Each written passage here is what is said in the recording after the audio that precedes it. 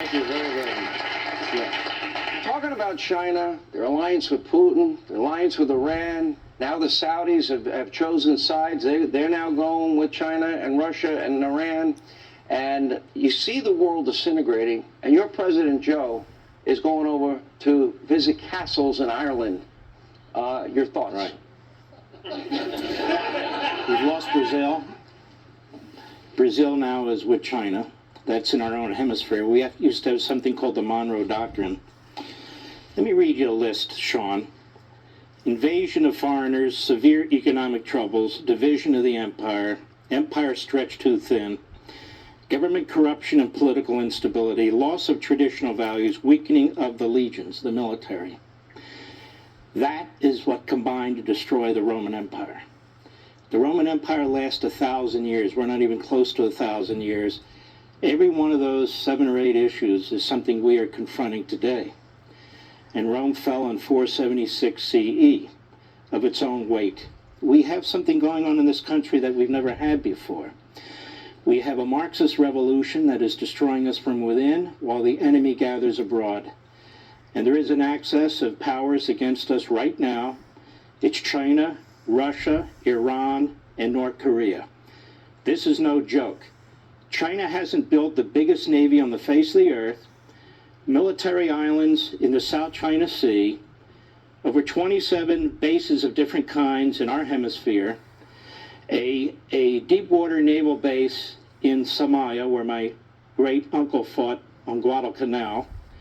You have China with a base on the western coast of Africa facing us, killer satellites, nuclear missiles. You think they're building all that to defeat Taiwan? They're building all that to defeat us. They're not going to be satisfied with Taiwan. They're in battles now with the Philippines and Japan, even Vietnam. Australia's being threatened. Unless you're Helen Keller, you can't see this and hear what's going on here. This is a big damn deal. And let me tell you something that viewers of this audience and others may not want to hear. We need to prepare for war against China. I don't mean go to war. I don't mean initiate a war. But they are preparing for war. We are completely unprepared as a nation psychologically. We are completely unprepared economically and immigration-wise in securing our border. Our military is not prepared in the sense that they're pushing this woke ideology. Our military budgets do not reflect the threats that we are facing in the world around us. I want to say it again, so the backbenchers regurgitate it. We must prepare for war against China. Not because we want war, not because we're going to cause war, but because they want war. They've only communicated it 10,000 different ways, whether it's violating our airspace, navigable waters, threatening our ships, threatening our country, threatening our people. What else can they do short of attacking? They're not going to be satisfied with Taiwan. This is a big damn deal. And we don't have the military brass in the Pentagon to deal with this. The Secretary of Defense or Secretary of State. We've never been so weak. That's what Xi sees. He sees what I see. He sees what the rest of the damn world sees. This is no joke. When you have the French, this guy, what is he, Vichy France?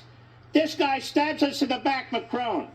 Lafayette, remember Lafayette? He helped us during the Revolutionary War. He defied the monarchy. He joined Washington. He led the Battle of Brandywine. He got wounded. He was with us. The French helped us at the end of the war.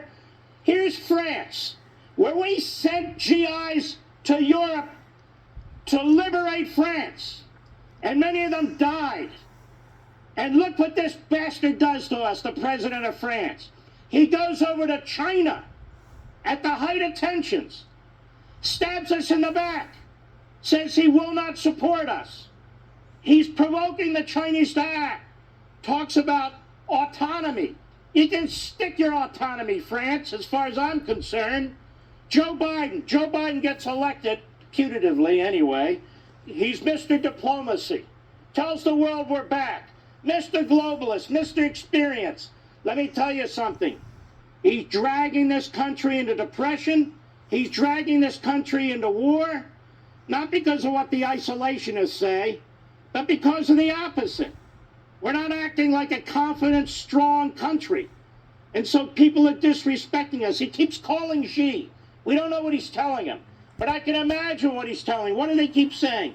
We don't want conflict. We want competition. Stop calling Xi, because you're demonstrating to him how damn weak you are. We, the people, deserve a better leader than this and a better government than this. But this is what we put up with. It's absolutely unbelievable. That's it. I'm done. I